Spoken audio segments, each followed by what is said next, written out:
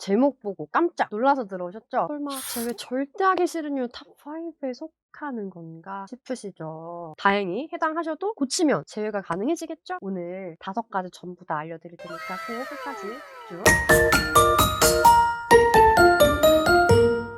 안녕하세요. 연골님들, 연잘님들, 연애자교 대표상담사 희원쌤입니다. 본론 가기 전에 우리 승진수 내담자분의 따끈따끈한 재회 성공 소식, 재회도 곧 하실 결혼도 너무나 진심으로 축하드립니다. 여러분도 이분처럼 재회 성공하고 행복하게 지내고 싶으신 거 맞죠? 축하 댓글 남기고 기도 꼭 받아가셔요. 그럼 헤어지고 재회 절대 죽어도 하기 싫은 사람 탑5 1번부터 하나씩 공개해드릴게요. 1위, 찌질하고 들러붙고 간도 쓸개도 없어 보이는 사람. 자, 여기서 찌질한 사람 기준이 뭘까요? 예전에 유명했던 화장솜남 같은 분. 내가 너 때문에 네 생일날 화장품 가게까지 가서 남자가 쪽팔린 것도 무릅쓰고 화장솜을 내가 사다 줬는데, 남들은 기본적으로 다 해주는 거를 저렇게 막 갖은 핑계와 생색과 합리화를 해가면서 해주는 거는 사람이 참 못났다 싶은 행동인데, 이걸 사랑하는 사람한테 하는 사람인 거잖아요. 그리고 이제 이런 사람도 찌질하죠. 자기 혼자 프로필 사진, 프로필 메시지, 뭐 인스타 이런 쪽에 피해자 코스프레 잔뜩 도배한 사람. 그런 거 보고 그리워지겠어요? 그립다가도 정 떨어지죠. 또 간도 쓸개도 없어 보이는 사람도 마찬가지인데요. 존중을 1도 안 해주고 있는데 그거에 대해서 전혀 이런 반구도 없이 진짜 내 말이라면 벌벌 기는 사람. 예를 들어서 헤어진 남녀가 있어요. 한 달째 B는 약속이 까여요. 그것도 2시간이 지난 상태에서. 근데 A가 한다는 말이 이래요. 미안해, 까먹었어. 아, 진짜 미안한데 나 오늘도 안 보고 싶어. 그러든지 말든지 B는 A한테 불평 불만 하나도 없이 선물까지 보내요. 이런 사람은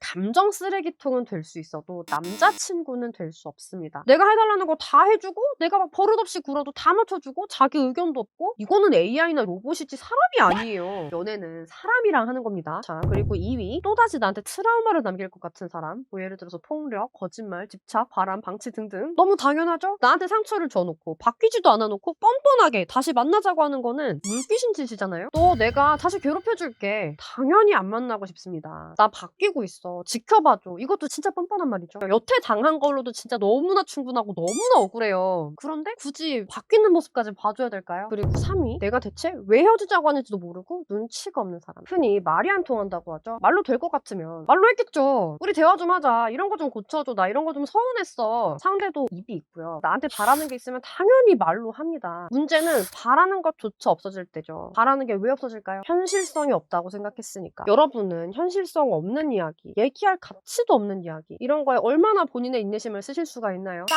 그 문제입니다. 인내심은 바닥났고 안 될 것 같은 얘기를 자꾸 하자고 하면은 재회만 하기 싫은 게 아니라 점점 뼈다노해지는 겁니다. 눈치 없는 사람이랑 말 섞어서 좋을 거 없잖아요. 그리고 4위, 솔직히 살쪄서 헤어졌는데 살도 안 빼고 찔러보는 사람. 이거는 정말 슬픈 경우인데 정말 이런 경우가 있어요. 혹시 여러분 내가 진짜 한창 사랑받을 때보다 지금 외모적 변화가 좀 크다 하시는 분들은 너톡 뭐 이런 것도 물론 중요한데요. 보내기 전에 외모 회복부터 꼭 다시 하세요. 그래야지 효과가 큽니다. 특히 진짜 이게 메인 이슈인 경우는요, 정말 중요한 게요, 너톡보다 소구점 공략이 훨씬 강력하다라고 얘기를 드리잖아요. 그래서 이렇게 소구점이 분명한 분들은 소구점부터 꼭 맞춰주셔야 돼요. 굳이 제외하는데 너톡이 필요 없는 경우도 사실 많아요. 제외를 하고 유지를 하려면 물론 바뀔 게 진짜 많겠지만 일단 내가 제외부터 하는 데는 소구점을 빠르게 맞춰주는 거, 요거도 되게 중요하다는 거죠. 자, 그리고 5번, 제외하면 오히려 본인이 상처받고 억지로 참고 힘들어할 사람. 요거도 진짜 정말 너무 중요한 내용인데요. 제외를 한답시고 상대한테 이렇게 말하는 분들 계시거든요. 앞으로 안 할게, 내가 참을게, 내가 변하면 되잖아, 이 말이요, 상대 입장에서는 정말 이해가 안 가는 말이에요. 예를 들어서 연락 문제라고 해볼게요. A가 연락 문제로 서운해하고 힘들어하는데 B는 요거를 맞춰주는 게 어려워요. 이 연락 문제 때문에 항상 불만이 발생하는 이 연애, 미래가 너무 안 보여가지고 헤어지기로 했다고 해볼게요. 그런데 갑자기 A가 앞으로 내가 연락 가지고 뭐라고 안 할게, 내가 참으면 되잖아 라고 말하면 B는 뭐가 되나요? 이거는 제외하자고 해놓고 상대를 가해자 취급하는 행동이란 말이에요. A 입장에서는 연애하려면 꼭 필요한 행동이잖아요. 근데 이걸 어떻게 참는다는 거예요? 분명히 안 괜찮을 건데 너 때문에 내가 참겠다라는 건데 그 말을 듣는 B는 마음이 편할까요? 여러분, 연애를 할 때 상대한테 내가 잘해줬으면 잘해줬지 나